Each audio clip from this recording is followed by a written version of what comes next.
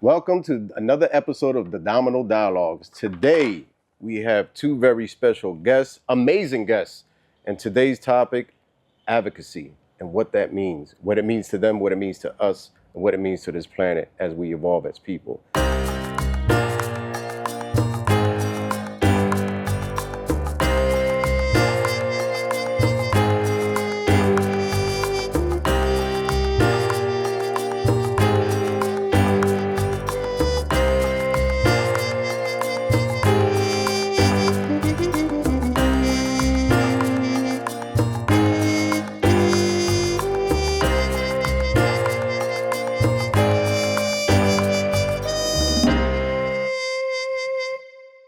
On the show today, we have Inez Ramos. Welcome. Thank you. Thank you for having me. I really appreciate the gracious invitation. Also at the table, who's about to lose today on a Domino game, Eddie Ramirez. Thank you so much for having me. It's really a pleasure to be here with you, and I'm really proud of you. And let's see, I might just win. Thank you. Well, let the games begin. Like you guys grab your 7, then we'll push the remaining. So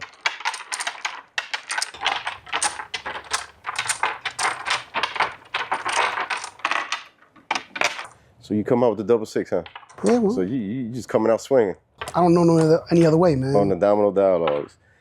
Speaking of coming out swinging, speaking of that, let's talk a little bit about your past, your history, and literally you coming out swinging. And I'm saying that for a reason, because it makes sense to what we're saying right now. You came out swinging with the double 6, but you came out swinging with life. So if you don't mind, let's get into a little bit about you, your background, where you come from, but let the audience know what I am alluding to when it comes to you coming out swinging. That's a pretty good analogy, man, me coming out swinging. For those of you who don't know me, my name is Eddie Ramirez, and I spent almost 28 years in prison for a crime I didn't commit in 1996. I went to a laundromat to buy a soda for someone. Later on that night, the laundromat was robbed and the attendant was killed. And a year and a half later, I was arrested and charged with that crime, despite no physical evidence pointing toward my guilt. I was 19 years old at the time, and I was like, people would say I was a 19-year-old with potential, but it was wasted potential, because really all I did was like cut school. I dropped out of school and opted for my GED. Smoked weed every day. I wrote on walls. And I was pretty much this person. I just didn't know how to be this person.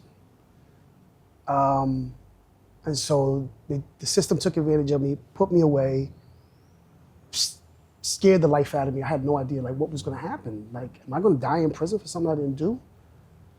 And I bounced around to a few different prisons, and I ended up at SCI Graterford, where it was both a curse and a blessing, because I met a group of individuals who were like, what's the next step?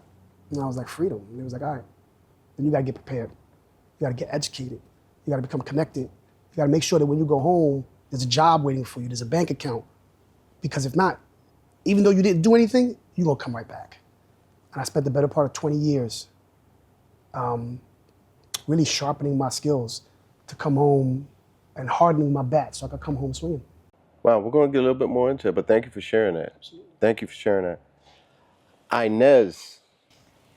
Yeah. So anyone could walk in the room, and if they meet Inez and they see you, from appearance, you can see someone who is humble, right? Right? And you might say this person, she's a woman, right? She might be soft, and I'm getting to something. But little do they know how tough you are, how loud your voice is, your spirit, and how you advocate. You're someone that if advocating was a boxing and we got into the boxing ring, I don't want to tangle with you because what you bring to the table. So tell us a little bit about yourself and why someone like me doesn't want to tangle with you in the ring. Thank you, Edwin. I appreciate that description of me. I feel like that it does capture me in a spiritual sense. I am really inspired and grounded in the experiences of so many Puerto Rican women who have struggled to reach the highest level of human existence possible. You know, people who have given their life to causes that were well beyond them as individuals. And, you know, I thought, I came out, there was a time where I came out swinging, you know, here in the community to figure out who I was. And I had to swing a bat to find my history, to find the roots of who I was and how I came to exist in this very space that I was in. And so that was a long struggle for me, that I knew that there was more truth to the existence that I was seeing in barrio life. And quite honestly, there were a lot of female examples that I had growing up in Kensington, in the Nara Square neighborhood, of women in struggle. You know, there was Patricia de Carlos and Iris Brown and all the people at Nara Square Neighborhood Project House and Nara Square Neighborhood Civic Association, and so many bright, invested people who were women who were mothers, who were sisters, who were wives, and who were watching the changes, all these changes happen in our community. And they were the people who I saw addressing issues like housing and crime and drugs and just so many of the disparities that I lived through as a kid in the community. It was always the women who were pushing an envelope, who were fighting, who were holding a flag, who were, you know, lighting torches with other young people, teaching us. And so I didn't understand all the pieces, you know. My life has been like, in a lot of ways, like a puzzle that I put together, but eventually I came to a higher level of social consciousness and an understanding that probably the passion and the fire that I felt about injustice inside of me, like, literally was embedded in my Puerto Rican DNA, because then I found out about people like Lolita Lebron and Isabela Rosado, Puerto Rican women who were political prisoners that had sacrificed everything, their families and everything, for me to say that I'm still a Puerto Rican. And so it just took a long time for me to earn the privilege to say that, because it is a privilege for me to be able to stand here today and say that I'm a proud Puerto Rican woman who knows her history. And that fight for me to get to that place was so long and hard and unfair.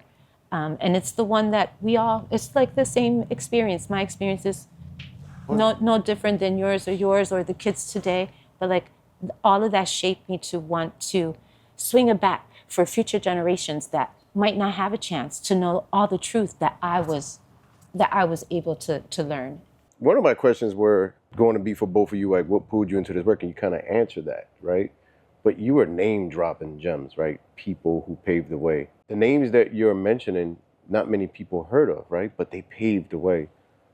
How did you learn about them in an early age, right? And how did you learn about them? And what I'm trying to get at is, like, how did you learn about them? But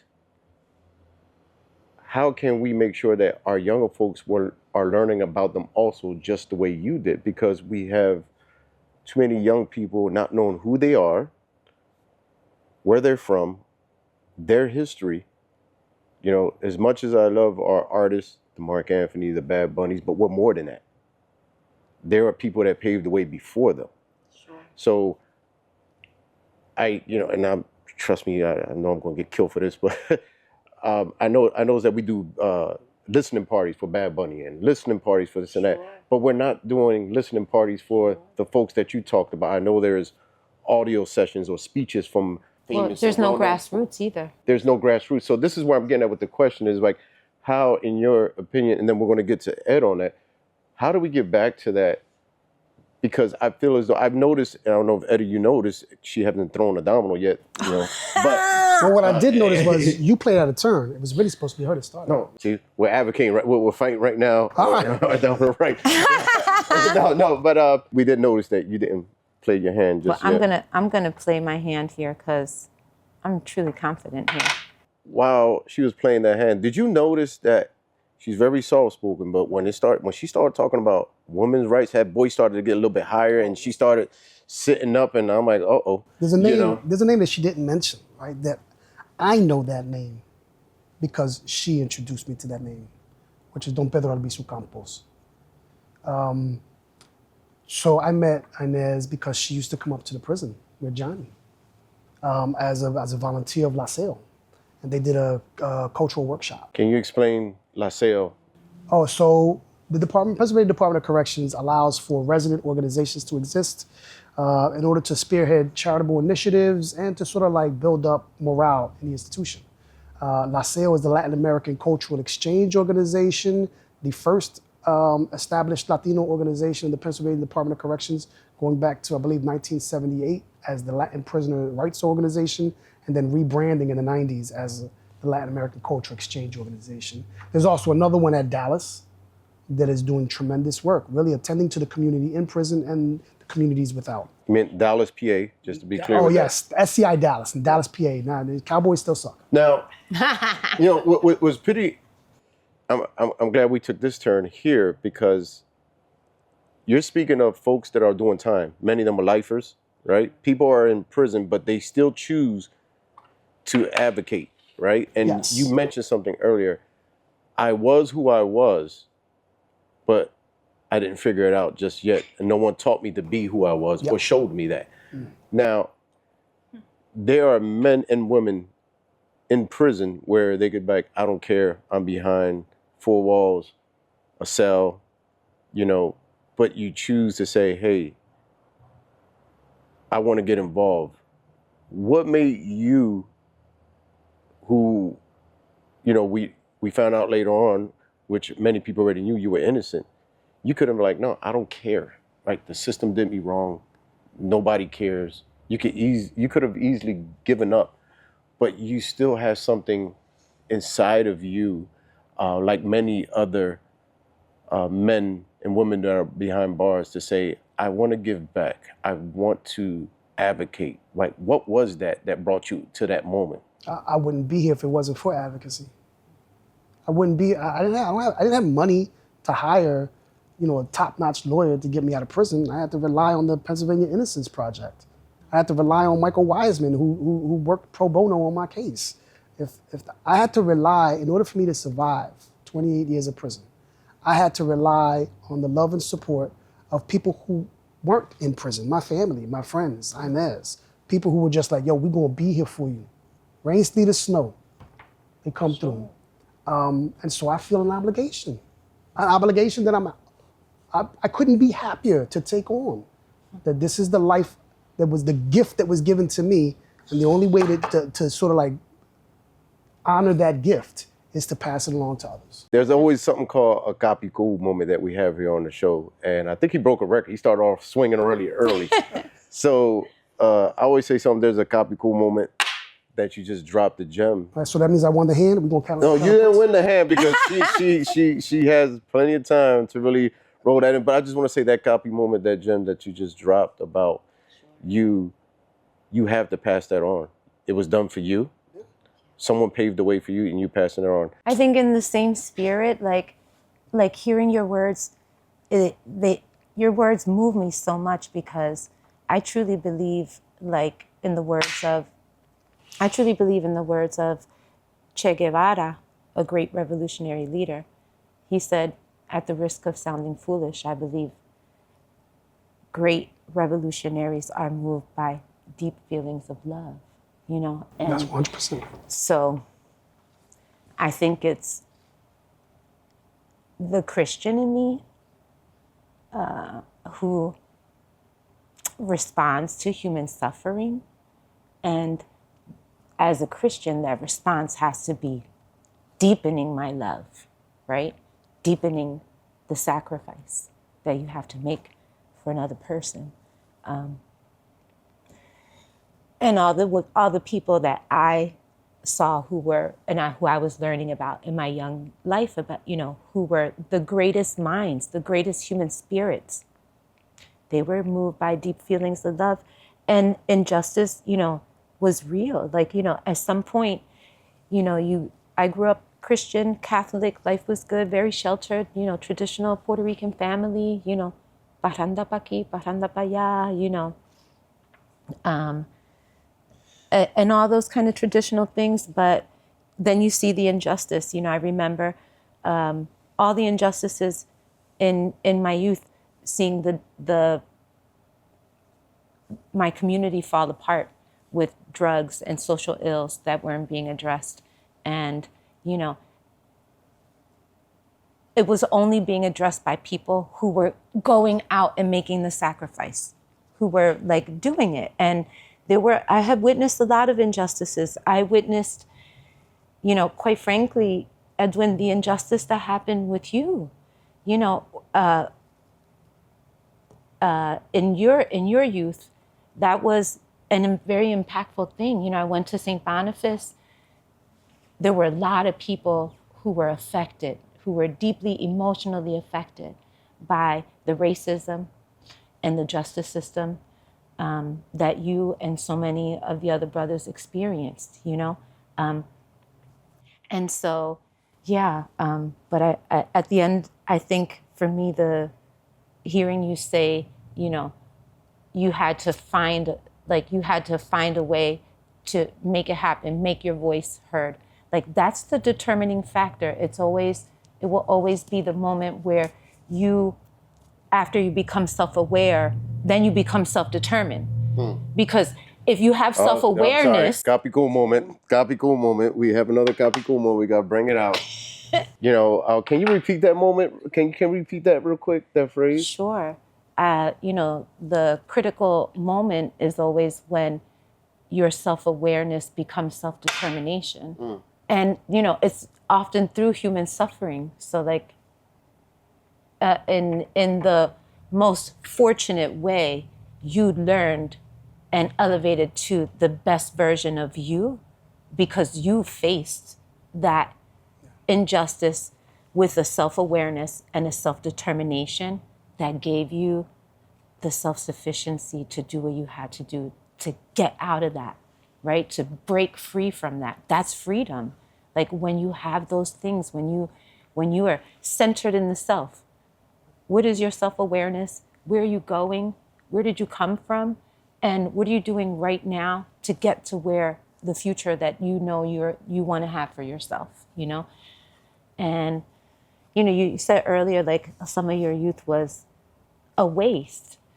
And, youth is a time where you're supposed to explore, you're supposed to learn.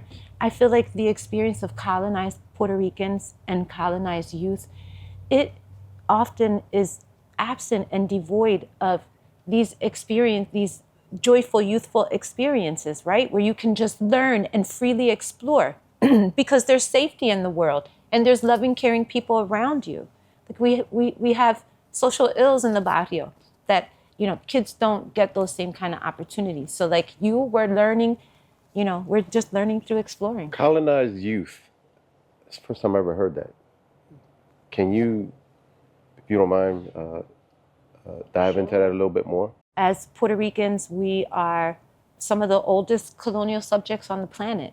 And what happens with that is that in every kind of way, we're stripped of our basic civil and human rights, as free people in the world.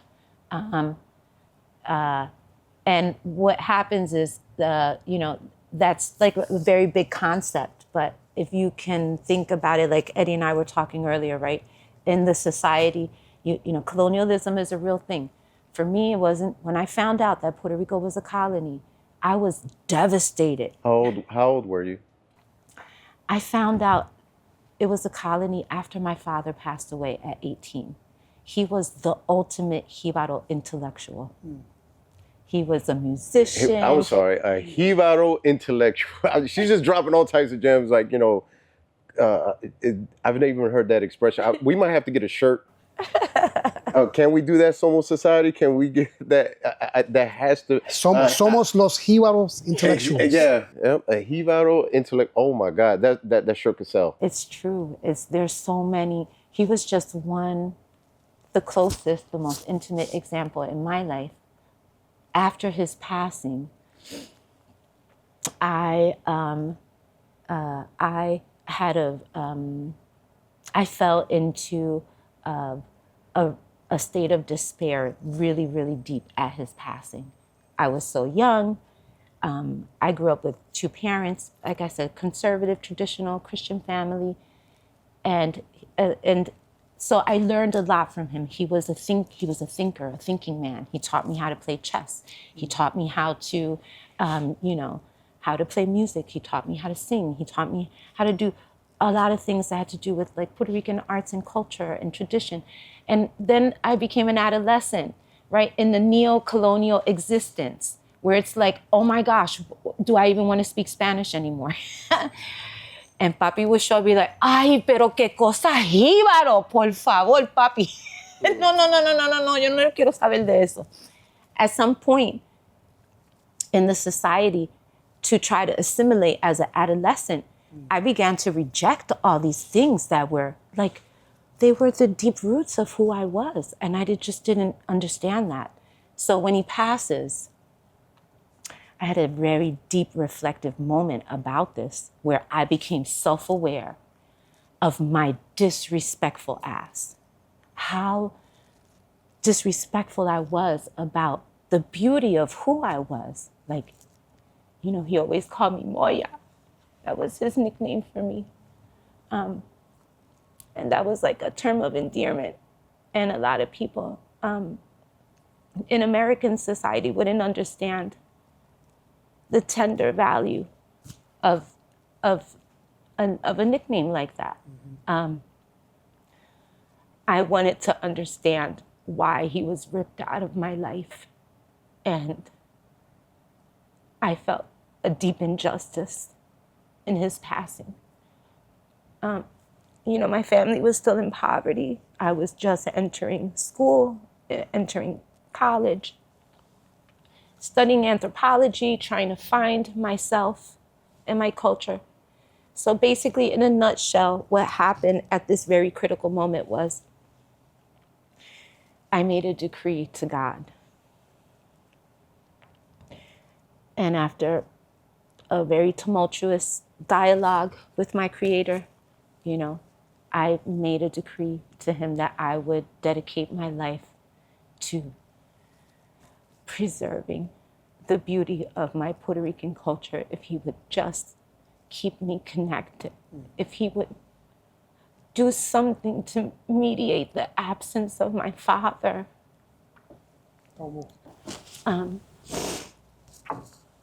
So kind of like the rest is history after that. So I made that decree. I was already inspired by, thank you. Hold it, if I need, I can get it back. By so many of the leaders in the community. I had gone away to college. I felt really guilty. It was a terrible time. When I got into a really great institution, I couldn't even value it because at the same time, I had this really deep loss. Didn't understand who I was as a colonized Puerto Rican yet. And this is when the eureka moment, right? Is then I go looking for my history in classes and books. I can't find it. I stumbled upon an article in the Urban Archive at Temple University in a dusty old box, because I knew from high school that there were Black Panthers. There had to be something for the Puerto Ricans. Like, where was our experience at? So I went looking for it. And I found an old article in Temple. I think it was called maybe the title was like, "You Got the Right One, Baby," or something like that. And it was like this old 60s article about the young, 70s, 60s or 70s article about the young lords in Philadelphia. I'm sorry, that article, was it a book or a newspaper? It was a newspaper article. It was an old community newspaper in the Urban Archive. So they document old community newspapers. So like, if you remember the Community Focus from back in the day, they have, they would archive like complete sets of community newspapers like that. So I went there, literally found this old yellowing, tattered like newspaper, and I copied it, and I saw some familiar names. They had Patricia de Carlo. I ran to her like, who are these people? You have to put me in touch with them. Are they still around? And in there, it named some people. And at that time, I was connected with Patricia. I was like exploring studies on an urban development through the Philadelphia Empowerment Zone that was happening. It's like a failed model cities project, in Philadelphia that happened in the 90s. And so doing that work and doing my own research, I came in touch with both Luis Sanabria and Roger Zepernik. And then sort of like, and Danny Torres.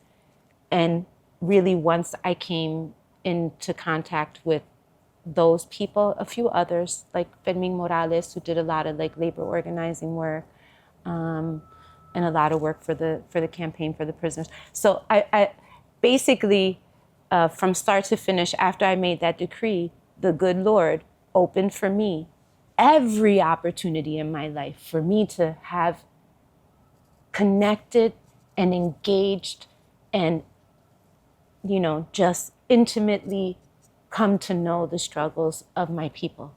Everybody from local leaders here to then people like Lolita Lebron, like when I found out, like when Papi dies, I go looking for my history. And then I realized, shit, we're colonized.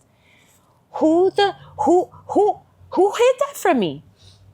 I knew what the 13 colonies were. I studied that in fifth grade. The Matrix, like, you take the certain pill and you're going to see life for what it is. And if you don't take it, you're going to keep living life almost colonized or normal. So, and it's kind of like you had that aha moment. Sure, that aha moment. And literally for me, the biggest connection that I was making then was that this was the reason why Papi cried. This was the reason why he played his guitar and he would cry. And he would, cry for his mother in Puerto Rico. He would cry for his island. He begged us and told us if he ever died here, we were not permitted to bury him here. He never wanted us to be here. He lived here just like Juan Antonio Corretjer is Puerto Rico's national poet. And he writes one of his most famous poems is Boricua La Luna. And basically it's the story of the Puerto Rican experience, how you never want to die here. Everybody wants to go back to Puerto Rico. You live a life here working only to get back to the womb of your existence in Puerto Rico. Like, it's unlike this is why we're colonized, because we have this deeply embedded understanding of who we are as a people.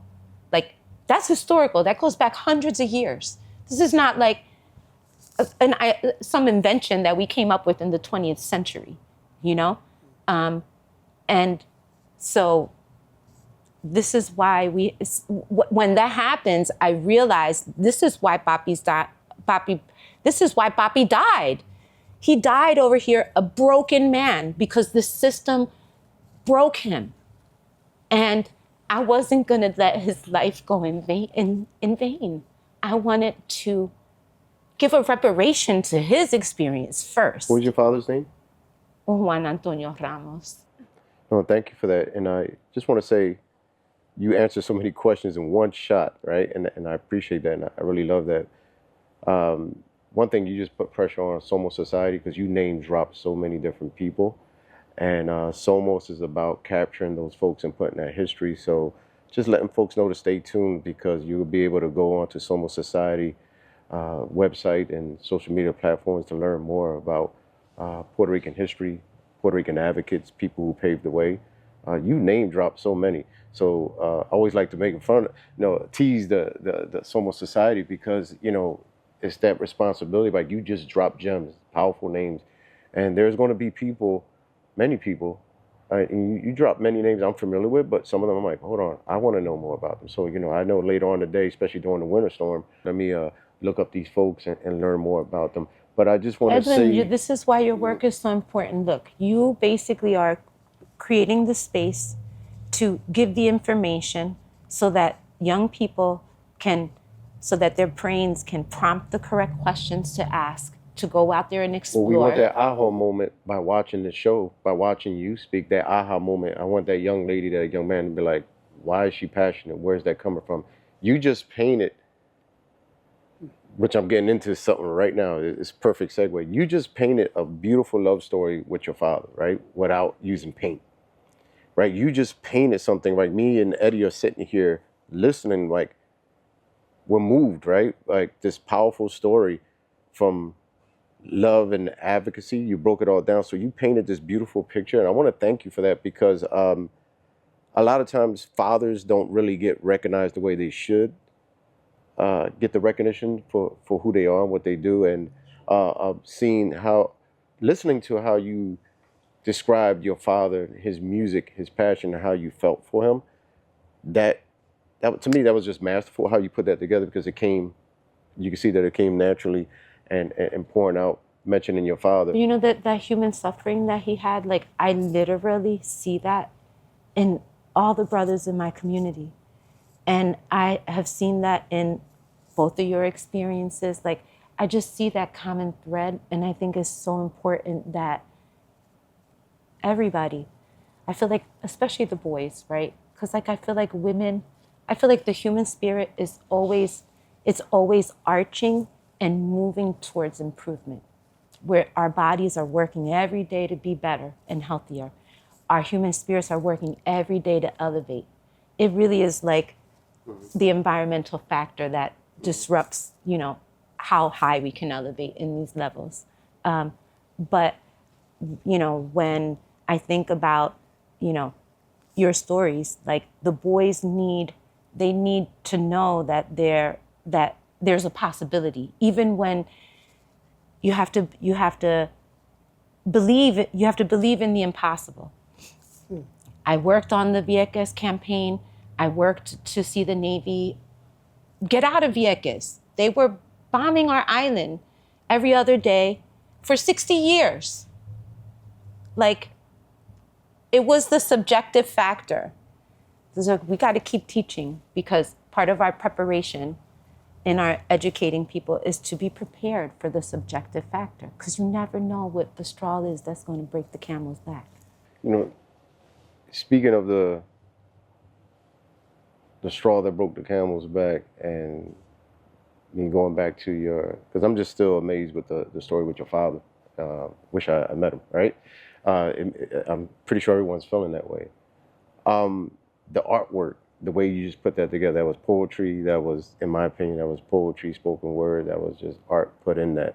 So leaning towards that art, Eddie, 27 years, am I correct? 27 and a half. 27 and a half years.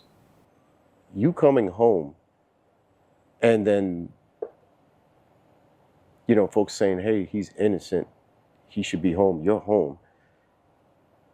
One thing I've learned about you, before I get into that, when you stepped out, right, when I first met you, right, you're this guy that no matter what room you go into, your persona, your energy, people smile, right? And you could see your heart just on your sleeves, in your face. You have good energy. And when I there's plenty of times me and you had conversations, and I've never heard you once speak ill of people or anyone.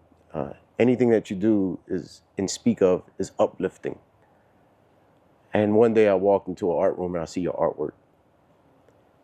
And I had, be honest, right, so many different emotions. I'm like, okay, like there's a lot here, right? So you have this guy with this big heart who could have came home angry at the world, right? Could have been saying, hell with everybody. But you came out wanting to love everybody, you know, still angry for what happened, but being able to still show this amazing love for people. That's one thing I know about you. When any room I've stepped into, you're just amazing. The energy is there. You're in the house, right? Eddie's there, right? It's good vibes, right? But looking at your artwork, right? For me is like, and correct me, because everybody has a different feeling when they see art. But looking at your artwork, I could laugh, I could get emotional, right? And I could be angry, but sometimes it's everything all wrapped in one, and then I'm like, okay, what am I feeling? Did you do that on purpose? There is one, just before I say about that, there is one thing that I really like to establish, I really like for people to understand. I choose to empower love. I choose, like I have a lot of hate in my heart, in my stomach. I have the two wolves. They fighting every day. But the one I feed the most is the one that really wants to do positive work. That really wants to like be better than the worst part. How do you feed that? By not ignoring my hate, by not acting like it doesn't exist, by not acting like I'm, oh my God, I'm ashamed of myself because I feel that way. Nope, I say to the devil, you know what? Come on in. That's right. You got a place on the couch. I know a lot of those priests who did like liberation theology. That was their motto: tell the truth and shame the devil. So speaking of liberation theology, I just want to give also because there's a Brazilian educator named Paulo Freire who writes this book called Pedagogy of the Oppressed, and one of the most important things that I took away from that book, there's two important things that I really want to mention. The first is that your existence is not static. Past is not prelude, right? Reality is fluid. So just because something is the way it is and might have always been that way does not mean that is how it will always be. And he sets forth like the premise that like it's all in the praxis. Yes. It's all praxis. Like you can't stop. You have to keep trying. And what is the praxis? Is that liberation does not mean only liberating the oppressed. It means liberating the oppressor from their desire to oppress. Because oftentimes they don't even realize that they're stuck in a cycle of wanting to have more. And he says, in order to engage in a real struggle for liberation, you have to risk the fundamental thing of love. And so I tell people that while I have all these, I just call it hate. I don't want to call it hate, I want to call it something else, but people tend to understand it as hate. I have hate. Instead of letting it just run wild like a fire, I focus it like a beam, like a laser at where I think it belongs. I focus it on trying to get help for people coming home from prison, getting them jobs, because there are a ton of people who are going to discriminate against them because they were in prison. I focus it on trying to find them houses, because discrimination is real and it's every day. But there's an answer to that, and that is what we do. I think there are other people who could take your very same experience and not have reached the measure of enlightenment that you did and the measure of freedom in your life because you chose to act on that love.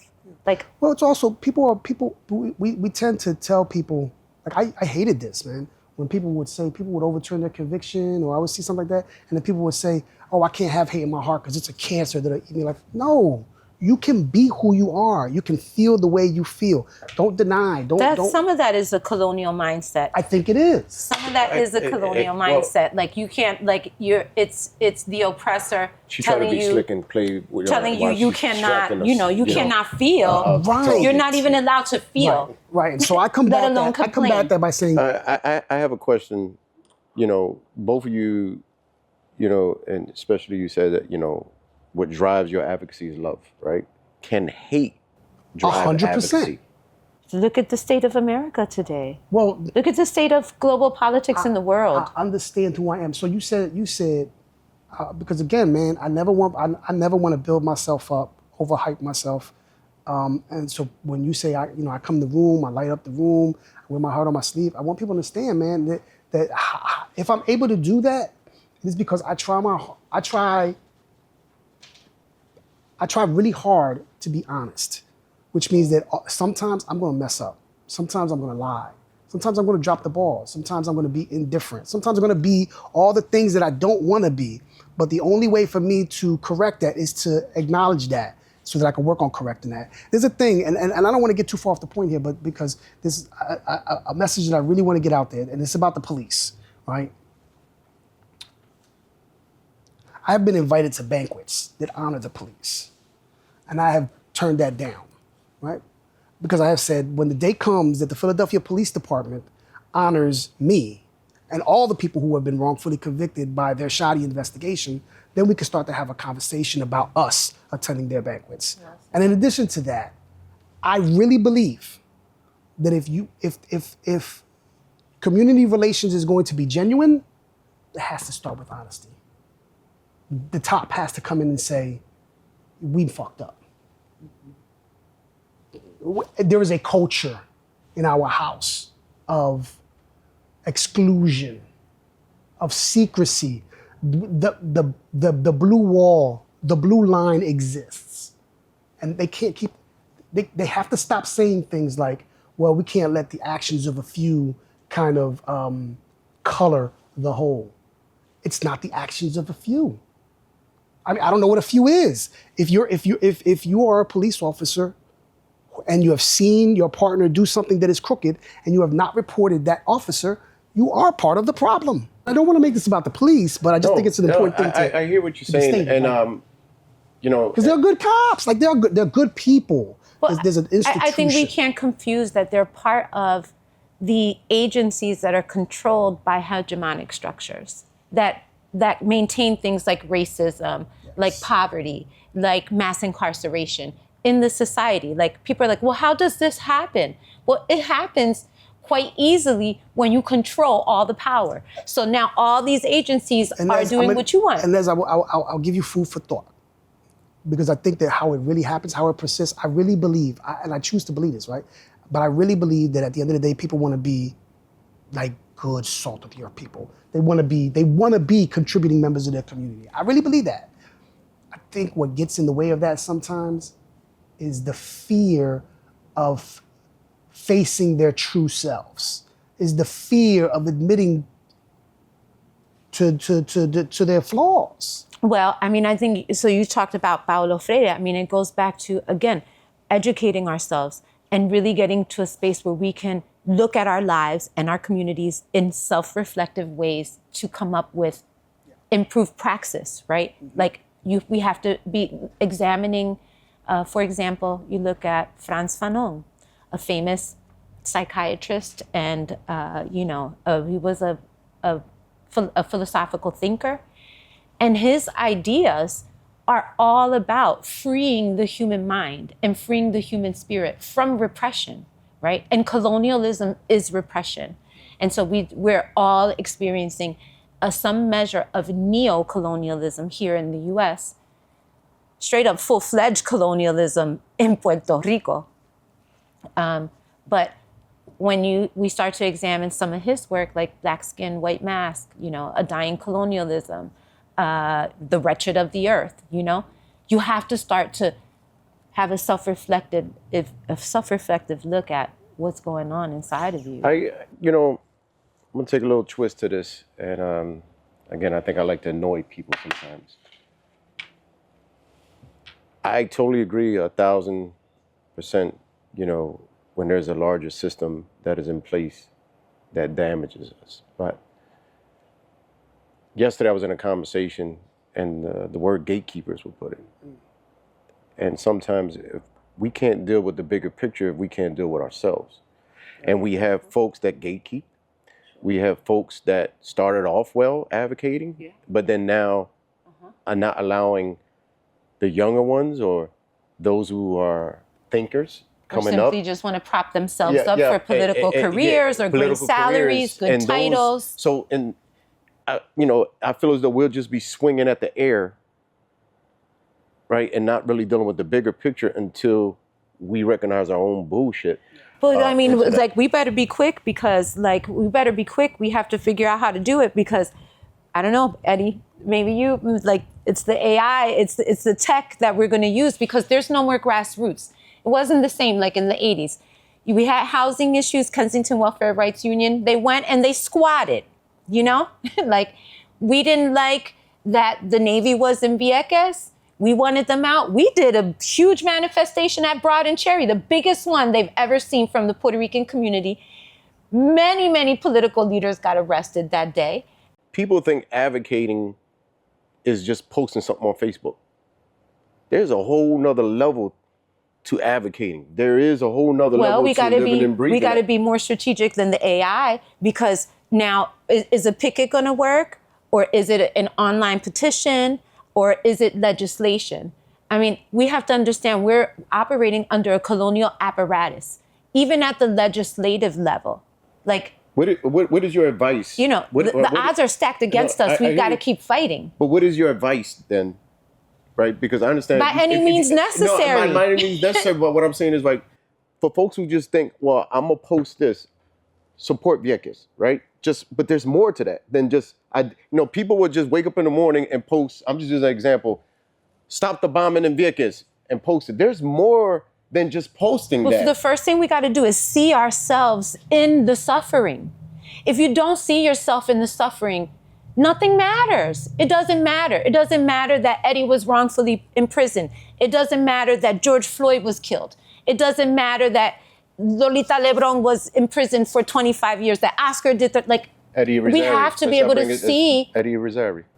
I bring him up all the time. Young man that was killed here, Yes. A few blocks from where we're sitting at right now. Where's the justice? We don't hear his name now. We don't know what's the real outcome to that. This young man was killed sitting in his car. What do you mean we don't know the outcome? We don't. Well, I mean, we know the outcome, but what I'm saying is there's no real justice. And I feel as though there was, and just this is why I want to get back to dealing with our own, because I don't feel like there was, I didn't want to march.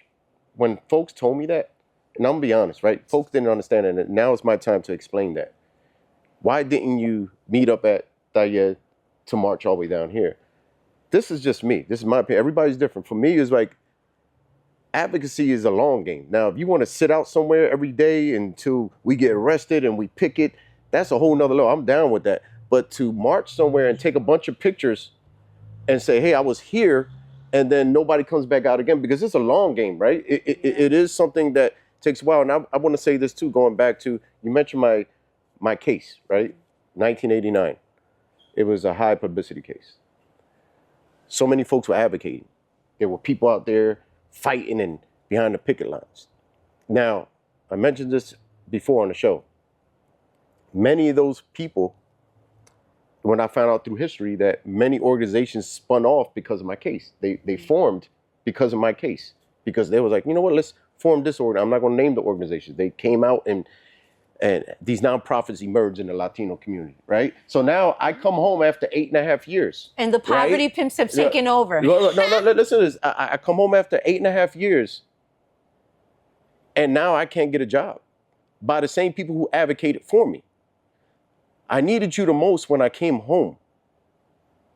But you, as soon as I knocked on doors and said, I want to give back to my community because I feel as though this is a Latino organization in my community serving. I just did 8.5 years. I want to give back. And there was no resources for me. And the same people, but now that, okay, I wasn't allowed at your table, I'm going to build my own, right? And now that I'm making certain moves, there are certain folks now want to brag and say, I was there for Edwin. I advocated for Edwin. But now I'm looking at you like, but dude, you wouldn't give me a job. You wouldn't even look my way. So what I'm trying to get at is like, sometimes we got to deal with our own bullshit, because what happened to you as an advocate who did not want to Hold on, let me offer you a response when that happens. Because it's happened to me as well, right? Now everybody loves me. And I was like, wait a minute, hold on, time out. Where were you at for 27 and a half years? Like, I didn't get a single letter. And then, like now when I come home, you got different expectations. So I'm like, all right, cool, you love me? Then guess what? I need you to help me get this brother out of prison. Because I don't need it now. I don't really need your love now. I don't need your resources now. But I got an army of people who are coming home who do. Tell them, hey, you know what? You want to support me now? I got somebody who needs a job. Just a few hours a week. Sure. Even if it's a token gesture. This is why I don't dismiss the person that just wants to post on their social media. Because it takes everybody. Some people are marchers, some people are posters. Yeah. That's fine. I don't care. As long as we get the word out. I'm not against a poster. I was just saying it's more than just clicking a button. Absolutely. So it is. I think everything though. Advocacy is sometimes absent of a check and balance in terms of like, where's the responsibility? I'll give you just a couple of brief examples. So like, it's irresponsible for politicians to stand up on a soapbox and say, hey, we still have this crazy 67% dropout rate in the barrio. And I want you to elect me so that way, you know, because I'm going to change that. And then literally every year, every election for the next 30 years, whoever the candidate is, it stays the same. It's the same conversation, the same dialogue. We have to self-motivate and become more self-determined to ways to hold leadership accountable. And we don't. And I'm gonna just pivot here real quick as a sister in the movement to say also machismo is real. And in movement work and in community work, the barrio has an outstanding amount of male leadership, which is really great. However, a lot of times the voices and the work of women who struggle exceptionally are lost because of the power dynamic of machismo. Like it's happened, I've seen it in the community and I've seen it in movement work.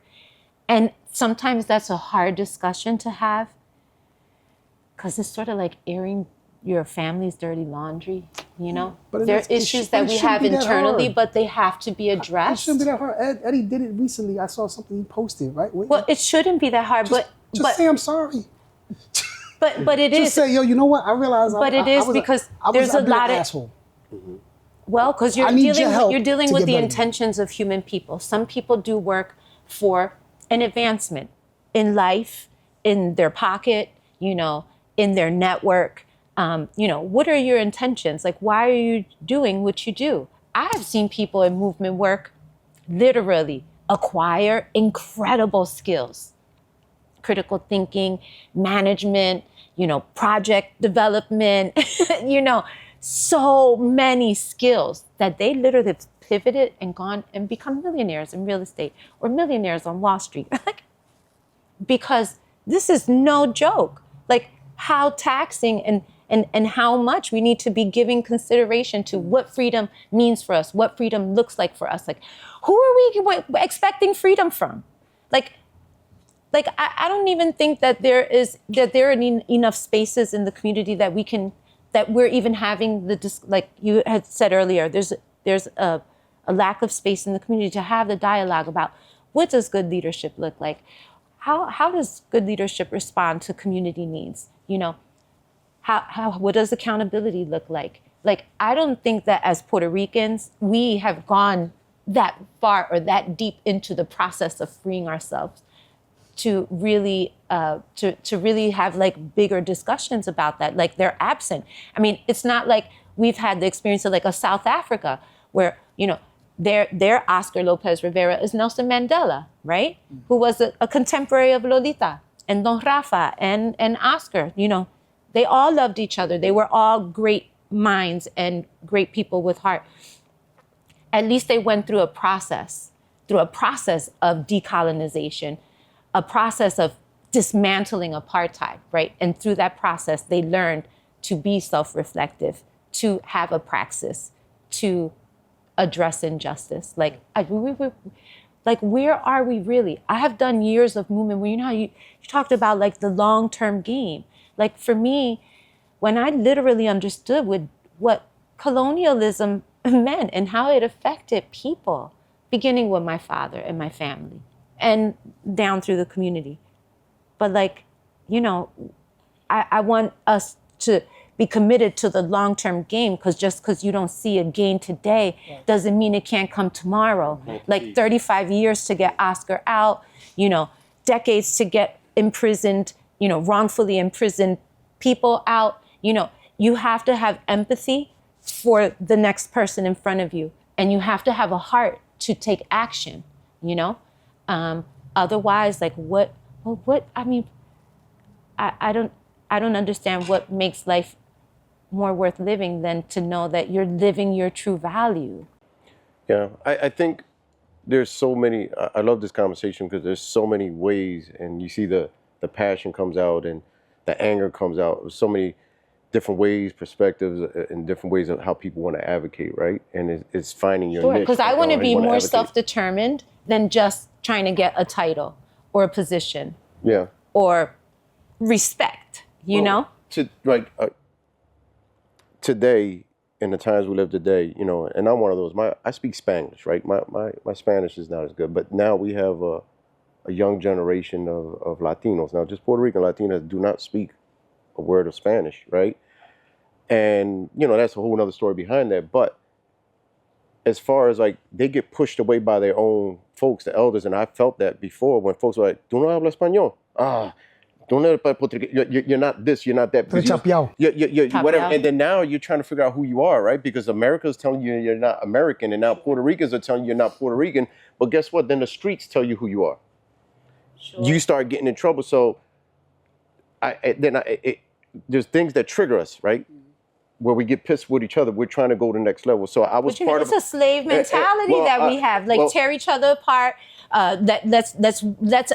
Let's deal with each other with who's more authentic. Yeah. Well, you know, who's less authentic. Well, listen to this. Now, I'm part of a discussion yesterday. They brought some leaders together, right? And African American and Latino to talk about leadership, how heavy it is. And the folks that put it together, they were honest with me. They was like, listen, we were trying to get the Spanish media up here to understand that this is talking about mental health and leadership and the struggles. They felt as though they let them know because I'm there, right? You know, little do many folks know in leadership, but people in this community know I'm heavy in this community. Mm-hmm. I could walk down these blocks. I walk in every bodega. I know folks that know my name, Eddie, not Edwin, right? I could sit down on the steps with the elders and do all these things. But now when they ask the Spanish media to come on up, they refuse to come up because I didn't speak Spanish. But they were like, yeah, but he's still a representative of the community. There was the line went dead after that. Nobody wanted to come up and cover that. So there's a side of me that gets triggered. Like, you still. Well, wait a minute. You know, are you telling me the Spanish media has never covered an English event? Yeah. Well, you know, it goes to that, but. I just think there's a lot of bias within ourselves as Latinos. We have a lot of bias. Thank you. That's about what what's authentic, what's not, about language. We have all these hang-ups, crazy hang-ups about language. So how do we fight the bigger picture if we don't get over these hang-ups? Well, breaking the colonial mindsets. Because, okay, so I'll give you a very simple quote from his Juan Antonio Corretjer's Boricua en la Luna poem, where he says, "Yo sería borincano aunque naciera en la luna." That is the last verse of that poem. And it stands true.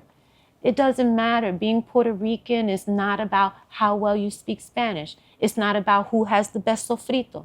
It's not about whether you can win a game of dominoes. It is truly. Yes, it is. Yes, it is. Truly That's is what like it's about right now. A feeling.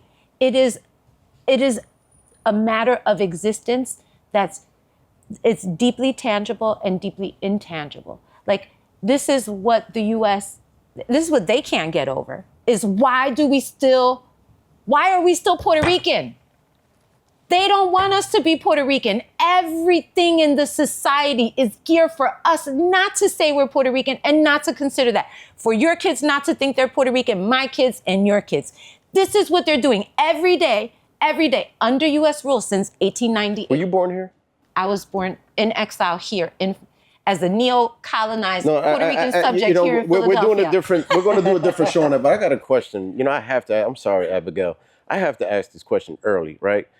On our first show, someone made a comment, and man, it pissed people the hell off. So we had two folks, which I respect and love both of them. Both of them are, they're my idols, right? One was born in New York, one was born in Puerto Rico, right? The one that was born in Puerto Rico said, well, I was born in Puerto Rico, so I'm an original Rican. And that offended almost a lot of people that felt some type of way. Like, the person from New York should have responded and said, yo nací en el barrio más grande de Puerto Rico, que es Manhattan. Nueva York, okay?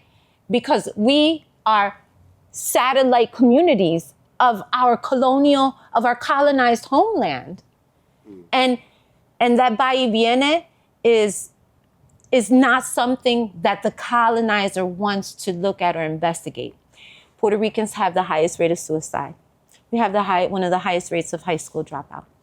We have some of the highest rates of mental illness and behavioral health. We had problems. the highest sentences when it comes to juveniles being sentenced because of the language barrier. So like it all ties back to us being neo-colonized subjects. And if we don't quickly develop empathy, they're just advancing the agencies and systems in the society to keep pushing forward with like racism and with an economic system.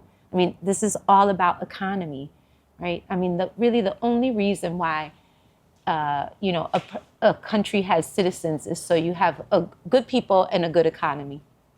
See how soft she was in the beginning? Yeah, no, that's she true. flexing. We both was over here flinching. She's yelling. Were you born in Philadelphia? And I'm not even ashamed of this. I was actually born in Montgomery County. Okay, Monco So you definitely, you're not even a Philadelphian. You're not even a Philadelphian, right? all my life. I'm like, yo, I'm from Philly. I'm from Philly. And then I was like, yo, what hospital was I born in? They was like, Rolling Hill Hospital. I'm like, where that at? It's in Abington. Like, damn, Did anyone yo. ever question you being Puerto Rican because you were? No, 100%. No, what you said was. Now that we found that out. No, listen. You're not even a Philadelphian. What are you doing here on this table? I'm just and then messing I'm with you. from, like I was raised in Logan. And when I was growing up in Logan, maybe a handful of Puerto Rican families, right? So my identity really gets chopped up. Was it really shaped by the Black experience? Yes. So is mine. So I wasn't Black enough to be Black. I wasn't Puerto Rican enough to be Puerto Rican. And then I moved to Puerto Rico when I was 13 years old, and I stayed there for a year and a half. They were definitely like, yo, you're a New Yorican. You're not one of ours. I moved back to Philadelphia, and I go to school in the Northeast, and the white boys was like, we don't even know what you're doing here. Like, I've always felt like an outsider. Yeah. I end up in prison where there's a culture that I don't, because I've never participated in street culture, so I always felt like an outsider. Do you know where my last name comes from? My father is Haitian. My mother's Puerto Rican. Okay. My father's from Haiti. Okay. But I grew up in the Puerto Rican culture, right? I always say, how Puerto Rican can you get? Because I was told one time when someone asked me, and this was an elder, said, where does your last name come from? I said, my father's from Haiti. And you know what she told me? Oh, you're a fake Rican. Oh, goodness. And I didn't know how to take that, right? And then now in the work that I do when it comes to advocacy, some of the gatekeepers, they start throwing out there, well, he's not really Puerto Rican. I'm like, wow. Like, and mind you, my mom, and this is stereotype a little bit, but I use it as a joke, but it's serious, right? My mom was 15 when she had me, right? I lived on top of a bodega store. My family were the first Puerto Ricans in that neighborhood. 7 aunts upstairs on the second floor. So I thought my grandma was my mom. I thought my grandfather was my father. Then later on, find out my mom is my mom and not my sister. And then, the guy Frenchie who comes along is my dad, and he's Haitian. But the thing is, that was thrown in who I was. And I just want to say real quick, Yeah, those when extended family you talk networks about are advocacy and knowing who you are, right? Because I always knew of the Puerto Rican side. I grew up going to the Casilio and the Puerto Rican parades, all those things. My father's a sacero and he's Haitian, and nobody knows he's Haitian. They think he's Puerto Rican or Dominican. And he speaks 8 languages. But now, for me, when I think about life, coming up, when I was in juvenile, certified as an adult, and one time, I don't know if you remember, there was a time you were either black or white going into jail. You cannot identify as anything else. When they tell you, what are you? Like, what do you mean? I'm Puerto Rican, whatever. This is what it was. So I remember they were labeling Puerto Ricans white at that time. Yeah. And then one time a guard said to me, your last name... to this day, demographics for Puerto Ricans is still crazy. Like, are you Puerto Rican? Are you black, white, or other? Or like, Yeah. Well, the guard told me, your last name Desmond, where that comes from? I said, my dad's from Haiti. Then he put a big B over the white. And I was like, wow. But then I remember one time, a lieutenant, I was always getting in trouble. And sometimes, one time I got into something and I was in a hole. And he came to me, he was like, what are you? And I would never speak about being half Haitian because you talk about the boats, and around that time it was deemed almost like embarrassing, right? So I wouldn't talk about it. And then he came back and he dropped me off a book called The Black Jacobins. He talked about the Toussaint Louverture, the revolution of folks who free themselves, right? And what happened is I started to read that, I started to find pride. And I started volunteering, telling people, I'm half Haitian, right? Before I would ever say that. Sure. I was walking around saying, I'm Puerto Rican and I'm half, I can't deny either one, right? But I started being so proud that I would say my youngest son, his name is Leo Ochoa. How old were you when that happened? I was 16 in prison. See this? Wow. This is just so deep. Like, I remember not being able to a prison guard. An important Yep.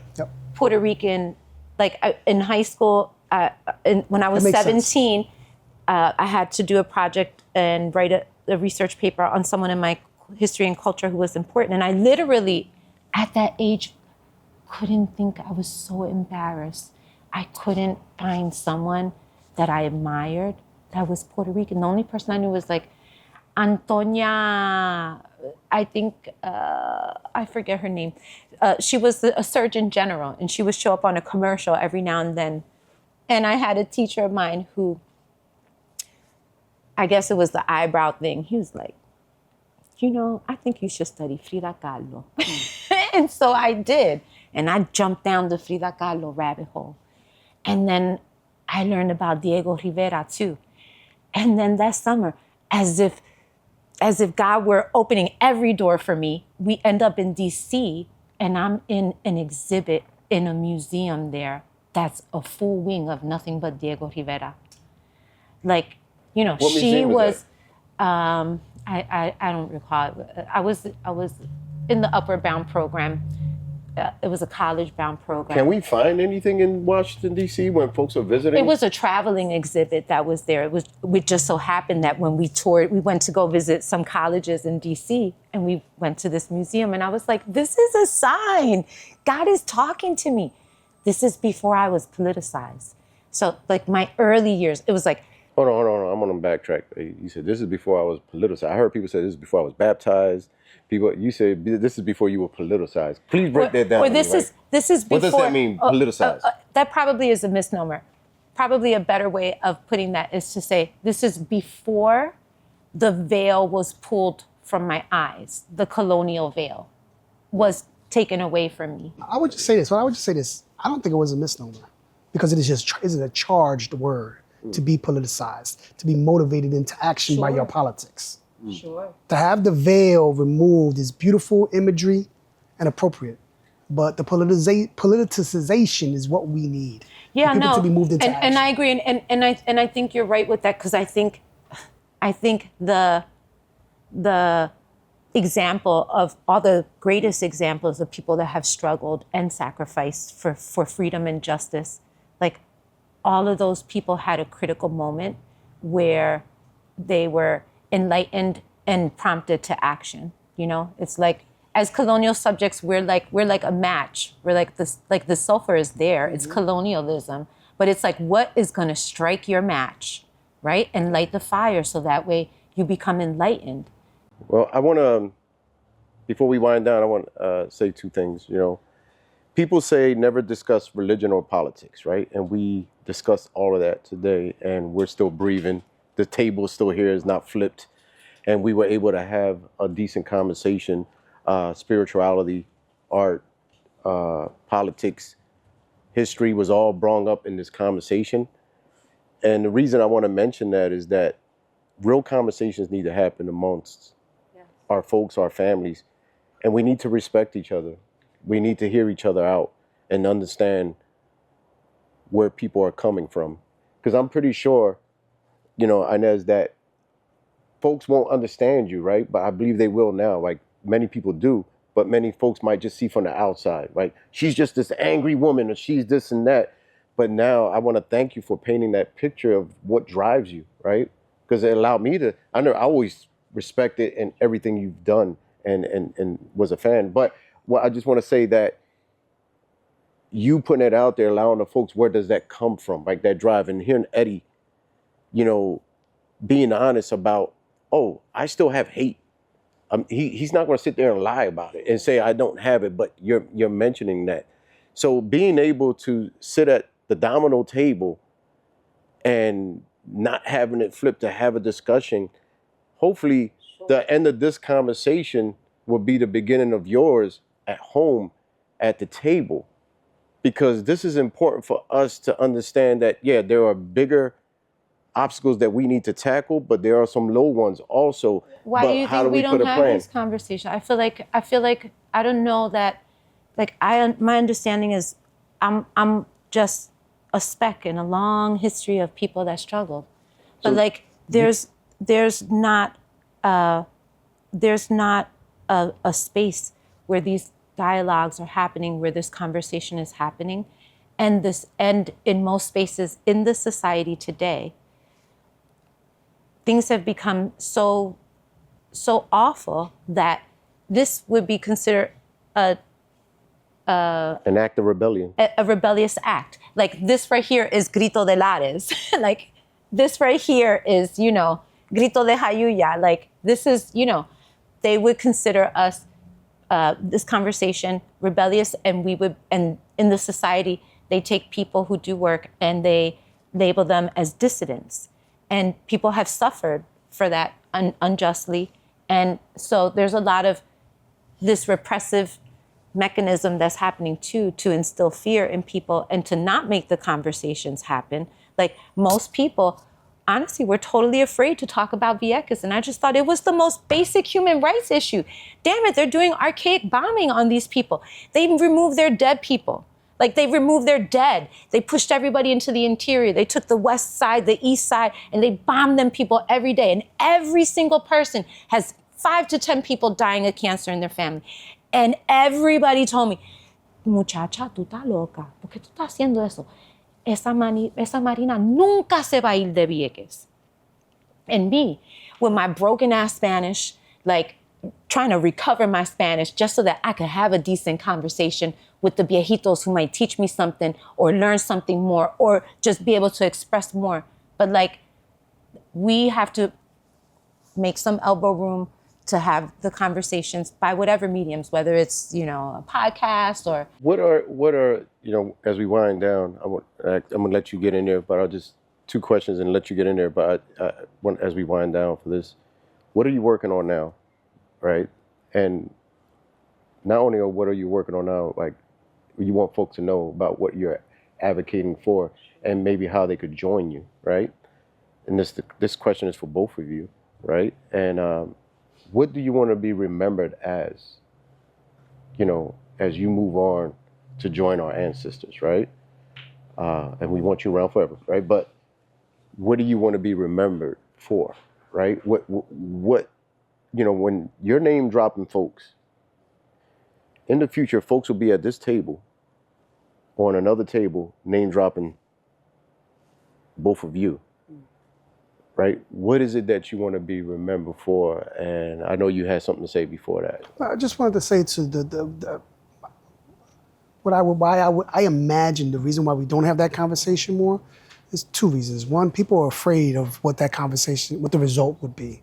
Would it be more repression? And shit is bad enough as it is. I'm not trying to make it worse.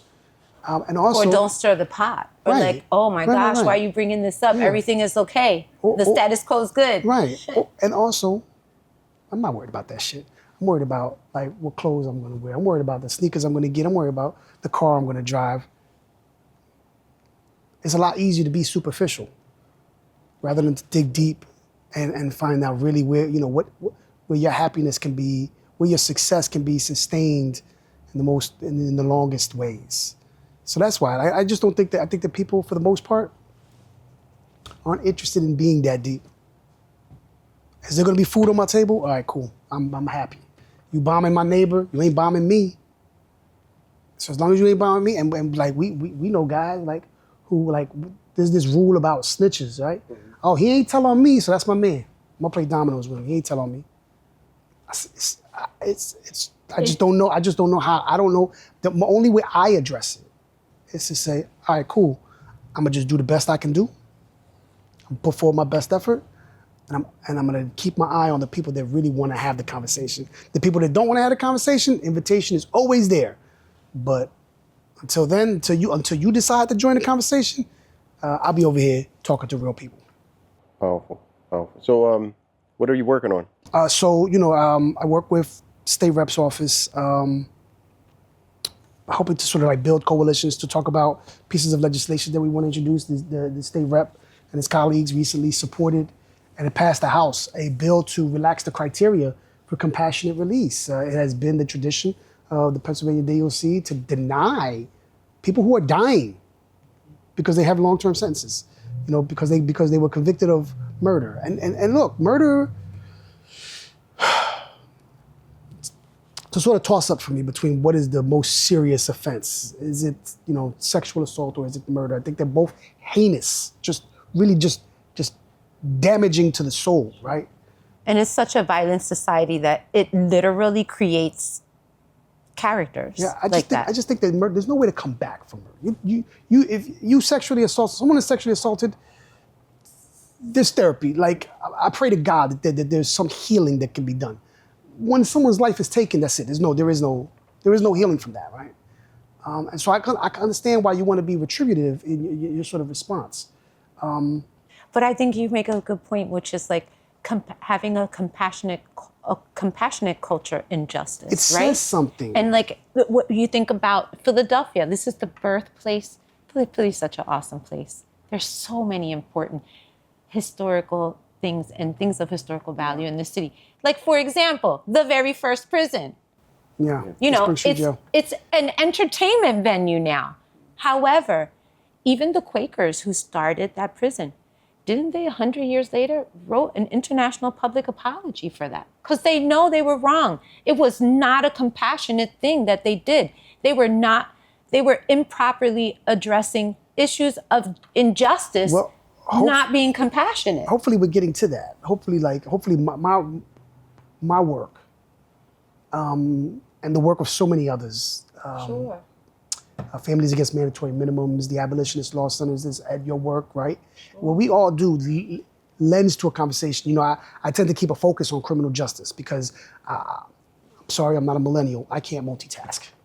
I'm a one-trick pony, man, but I'm a one-trick pony who runs fast. I think you're on the right lane, because this is the lane that we need to be paying attention to. Like, they're expanding mass incarceration in the US right now.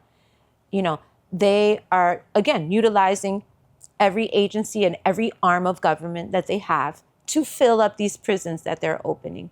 Like, why do they have these prisons? And how does that relate to economy and labor? I think it's a plan, but thankfully I think that there's enough people, and it's not just me, because I have a whole bunch of brothers, especially with the decision the United States Supreme Court made to let juveniles be reconsidered for their sentence. What it ended up doing was releasing, in Pennsylvania at least, which was Philadelphia, the worldwide leader in incarcerating juveniles and sentencing them to life, it let out a bunch of men and women who are doing such great work on the inside in our home now, doing that great work. That's right. And they're great representatives. It's such a great example of like real grassroots advancement through grassroots.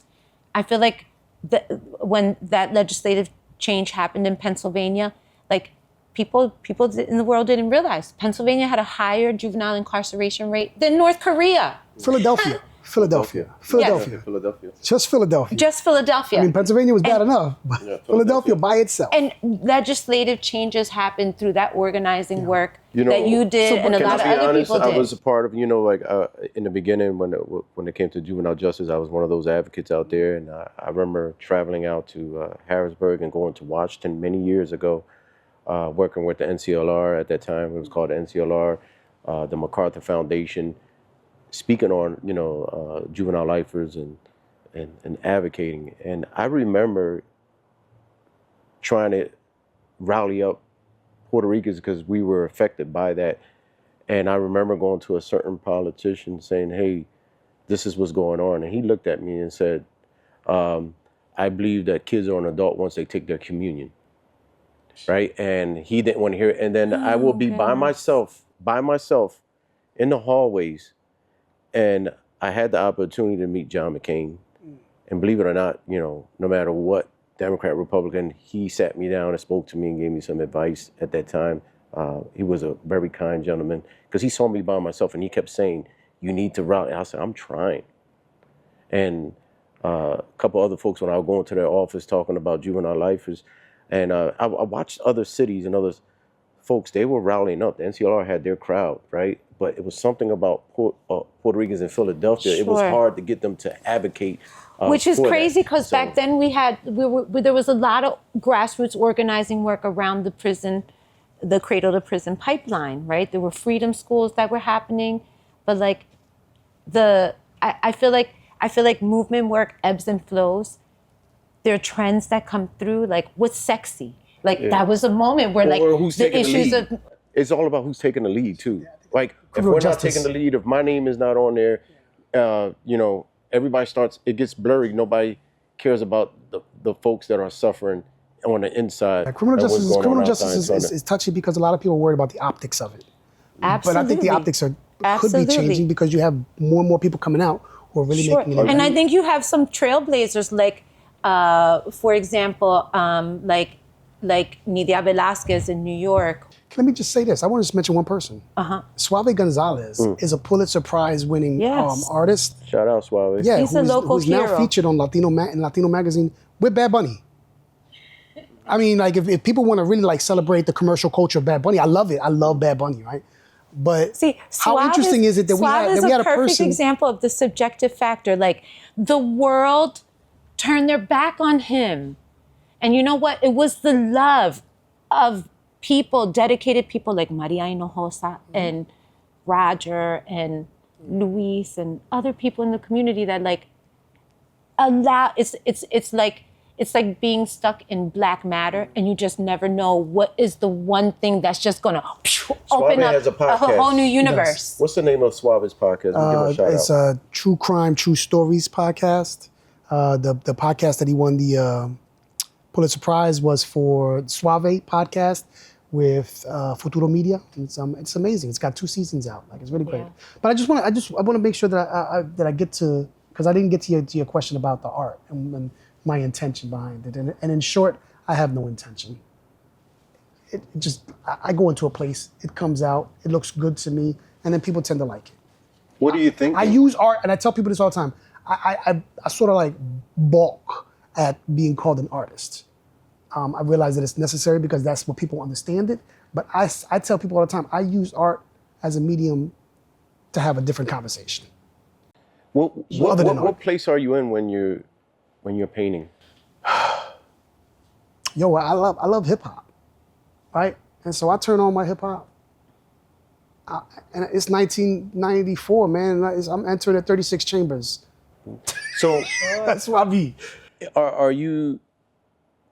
Is there anybody that are artists that you look up to now, and then you see their murals that you feel as though like we need to look at this mural and protect that mural? Is there anything out here that you see, or anybody that you look up to, or something that just really sticks out to there you? are 2 things. One is an artist who you know, Spell, who is struggling right now because he's dealing with his own wrongful incarceration. He's a lifer. I've been I'm familiar with 28. him. Spell probably been down 34 years, right? Spell is the reason why I got into art, right? So if people want to give me credit for anything, give me credit for the one who sort of like raised me, which was him. But in addition to that, I really respect mural arts. Mural arts has been a dedicated institution in this city. There's plenty to sort of pick at. Sure, my understanding is that they have such a deep, long, somewhat untold history that is also deeply rooted in prison work. Well, so they have again, I could pick at this, is that they don't do enough to say, hey, we've had an office of mural Sure. arts Well, inside of the Pennsylvania I mean, DLC since 2004. I think they don't promote that. Some of it is that they're doing a public service. Exactly. So they're not there to create a revolutionary movement or to change people's mindsets. It's a nonprofit. It's funded, Yeah. with, through donors. And like everybody is, It's a balanced approach. Sure. It sometimes is not in balance. but I think But she, when people like, I do my best, and to really consult with Jane, to always be, her sounding board. I mean, I have And all of always them, they found have my her to number be to say, hey, what's going on? responsive. Like in the barrio, anytime that we were like hey, we got a wall and we need a mural up, or we need to have a local artist working on this project. She was always really very responsive. So specifically speaking, there's a mural on, I want to say Front and Dolphin. On Front and Susquehanna. Is it Susquehanna? Mm-hmm. That's the one that Danny Vanessa, Polanco did. Yeah, Danny. it's a collage mural. Mm-hmm. Yeah. It is a wonderful piece that people really ought to go see. There's just so many murals down there that are cultural. I'm riding down there today. Sure. Right after that, I'm going down there. I'm gonna go take my I wish we selfie could. right next to I this wish we artwork. could go together, man, and bring the cameras with us. So and do Danny something about Polanco, one of the major artists in that piece, you know, he's a suffered artist, and I say that because I have witnessed his suffering as an artist when his murals, sponsored by Mural Arts, were brought down through the process of gentrification, of properties being sold and those murals not being protected. He had an incredible Albizu mural that got knocked down. It was made with marble imported from Greece. It was gorgeous. It was incredible. Also, another mural for Vieques. Why did it get knocked down? Because buildings got bought out? Because the properties got bought out, the process of gentrification. It was on a house that faced Fifth Street, and then it was a corner, it sat on a corner lot, and then that lot got purchased. Just putting it out there, no, because we got to wrap up, but as us as a people, should we start locating these monuments, right? And then how do we get something together where we buy the property to preserve that, right? You know, instead of going out, you know, being proactive instead of trying to go out there. I'm just saying future-wise, if we look around and see something that we I don't know preserve. because buying the property might get a little costly, but I don't see I'm why just saying we as a can't. people. I think Yeah. we should demand accountability from everyone that we possibly can to preserving that Juan Antonio Corretjer mural. He's Puerto Rico's national poet. It was a mural that was painted by an internationally world-renowned painter and political figure, Elisama Escobar. That is as if to say, like, if Van Gogh put up a mural in Philadelphia, would they knock it down? I think it's if possible. Picasso put something up, would they knock it To have down? the city protected. I think it's possible to have the city protected, and before these developers come in and are able to do anything, they have to have these community meetings. Make one of the stipulations, protect our artwork. It's kind of right. If you purchase a home that's considered a historic monument, you can't do certain things to it because of this. So kind of like passing that type of bill. Well, there's a lot of stuff that's going on with the land bank. You know, I mean, that property sat there vacant, empty. It could have been pulled out. It could have been pulled back. You know, people, and I'm going to say myself included, right? Because I helped to bring Elisam here to Philadelphia to put that mural up. But there's just so much work that still has to be done. If we're not consistent in our efforts, then we lose ground. So like this is just like a small example of that. So like this is why like where I see myself moving forward here in Philadelphia is to continue to do everything that I can to still do all the same things. You know, I made my commitment to movement work for the decolonization of Puerto Rico, for the release of Puerto Rican political prisoners, and for the Navy's exit from Vieques. And I got 2 of those 3 things accomplished, right? The Navy left, the prisoners came out. The decolonization of Puerto Rico, that's a long game. Like, there's nothing that I can think of right off the cuff right now that is going to have the impact that the subjective factor that I'm preparing for in the future is going to have. What are you currently we will working get on, there. or what are you going to be working on now? Well, I do a lot of arts and culture. I do work in education. I do work in arts and culture. I'm a dancer. I'm a guitarist. How can people find you? I'm in the community. You know, I still reside in Philadelphia, in the barrio.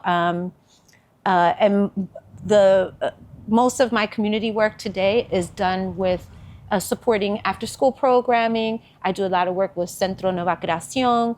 They have a really great photography project to dismantle the ideology of badlands that was placed on us by, you know, Stephen Lopez, you know, with that Inquirer article in the 80s.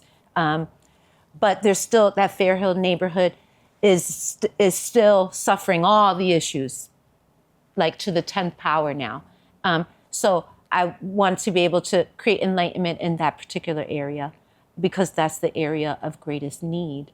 And then education, and I believe, like Corretjer had said, you know, whatever you do, do it. Like, if you're a painter, paint. If you're a poet, recite a poem. Like, 2 words that you want to describe you after your you're going?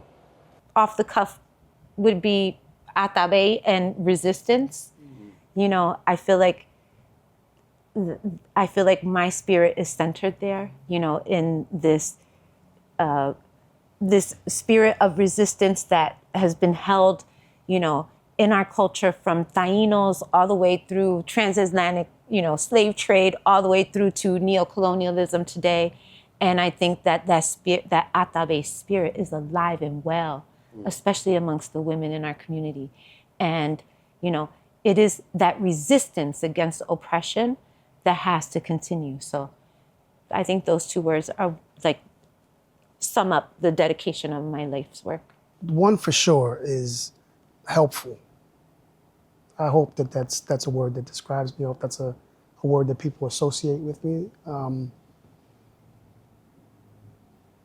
Anything else would be a distant second to that. Fun? I can see that. Yeah, because I get it, man. Like, it can't be heaviness all the time, right? So I do want to I want to figure yo, we did this. Could we have drinks? I mean, I don't know. It's kind of early in the morning. We might not have drinks, but you gotta have fun. This brother sent me a video for New Year's. Oh, yeah. Somewhere in the sun. Want to send you Happy New Year's, Ed. You know what I mean? I was at my nephew's. That was my nephew's house, man. We was poolside, man. Yeah, but thank you for that. But it was kind of like at a moment. I'm just super proud of you, bro. No, it was at a moment. Sometimes people don't know what you're going through at your moment, right? And there's those little things when you open up your phone and you smile, and it's like, thank you, right? You know, like, thank you for that. It wasn't not just thank you for that, but thank you for at that moment allowing me to see him and be proud of him being smiled. And we usually have these clips that take off on social media. Some of them, like one of them got over 100-something thousand. Another one like close to 40,000. And some of them get like thousands of comments, up to like 20-something thousand of comments, right? This is one. Remember, I'm saying this, right? I want to get into this. You mentioned before we end this. I want to talk about Spell. And before I want to get into Spell and how I first met him, because he's going to cause a lot of reaction through people through this neighborhood. What is Spell's original name? So Spell's birth name is Hernan Cortez. But that's not the name that he's under. He's under Nicholas Di Matteo.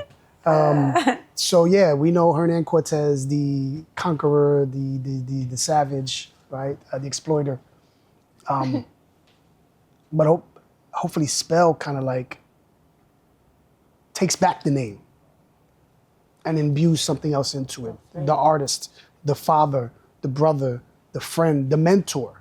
Because he's been all of those things to me, man. So when I first met Spell, and many people probably had the same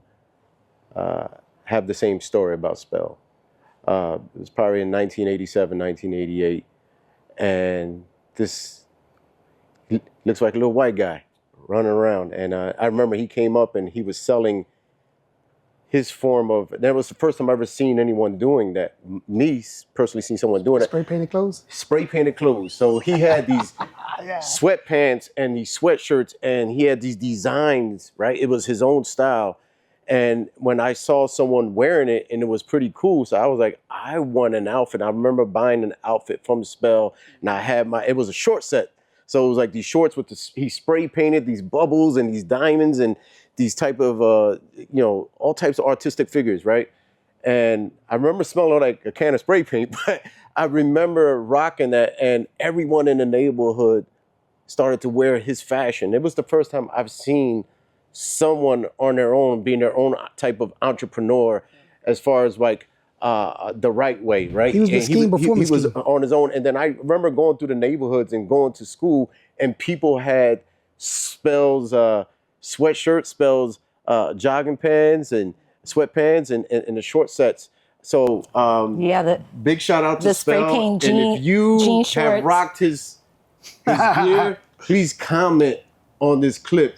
And if you have rocked it and still have it, please post a picture I think of I have a picture of a pair of shorts that he did for me that had my initial and then like a caricature of me on the other leg. You got to put a picture up of that. Yeah, and my sister got one, and she got the short booty shorts with the lips on her butt. I have a shirt. Yeah. I got a T-shirt. If you're listening to this clip and you're watching this clip, you know, if you came across Spell, a good person, a good human being all the way around, and if you have a story, please put it under the comments. And if you have pictures, Can I place it just under say the one thing comments. about Spell? You know, what is just so amazing about both of you and so many of the people that we have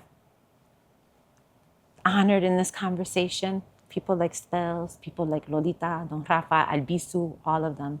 Like, it is just really important that that we don't lose it, that we keep having the conversation, that we keep honoring these people, because it's people like that who see, you know, even in the most dire situation, you have to lean into your own humanity and still lift up your brother in humanity. Like, we can't forget about other people. We have to have empathy. We have to see ourselves in other people and in injustice. That has to be a motivating factor for us.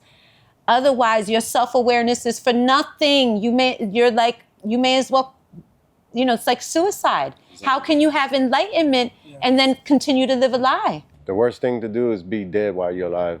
I mean, and you know, these are examples. You are all examples of like the human spirit. Like, that's what motivated me deepest in life, was the passion and the human spirit of people like you all that struggled against all odds, like against all odds. And there was no reason for me not to feel a sense of responsibility to people suffering injustice. Why should I get to be unaccountable and turn my back on that and walk away from it? So like, I think, you know, let's enlighten people, keep up these conversations, and then make everybody responsible. We each have to be responsible for our own enlightenment and a breakthrough out of our own state of colonial mindset. On that note, Inez, I want to thank you for coming on the show today. And I don't think we have had anyone as passionate as you on this show. And just thank you for being you and who you are. And hopefully in the future we could revisit these conversations, because I could tell we could keep this on going on for hours. So thank you for being here today on the Domino Dialogues. And Ed, thank you for lighting up the room. My pleasure, bro. This conversation was great. I'm proud of you and what you have accomplished, your resilience, who you are as a human being, as an individual, as a stepfather. And I want to remove... I want to bring it out to the boxing. I want to remove the step as a father, right? Because at the end of the day, you step into a role, and the way you speak of that position, is I see that in you, man, and I really respect that. So, and in this conversation, you guys, you know, we all are mothering and fathering the human spirits of the people in our community. That's right. You know, and like, and I just want to say, I love the green blazer. It's just outstanding for the conversation too. I had a great teacher. He always said, "Stay green and you will grow." He said, never ripen. He said, because when you ripen, you're just gonna rot. Green is my favorite color. Stay green. Green is my favorite color, so I rock green today. Yes. And you have a green outfit. Yeah, But before we end, I know that you caught Abigail off guard with your bow tie. Can we break that bow tie down today? And, you know, make sure we get a good close-up on that thing right there. Thanks to Violet Dunna, MS, LPC. Therapist. She's both my therapist and my partner. Well, not really my therapist. Shout out to Violet. She's keeping the Albizu Campo spirit alive. Mind you, that bow tie is wooden. It's made out of wood, right? So you talk about we're in a place, that's it right there. But Ed's always been a fashion guy. Thank you. And again, lighten up the room. I want to thank everyone for joining us here today on the Domino Dialogues. Another wonderful episode. Thank you for joining us. But just remember that the end of this conversation should be the beginning of yours at home. Keep it moving, and listen to those names that were dropped today. Research, find out, and learn about your history. Thank you for joining us on another episode. Yo, unofficially, am I the winner?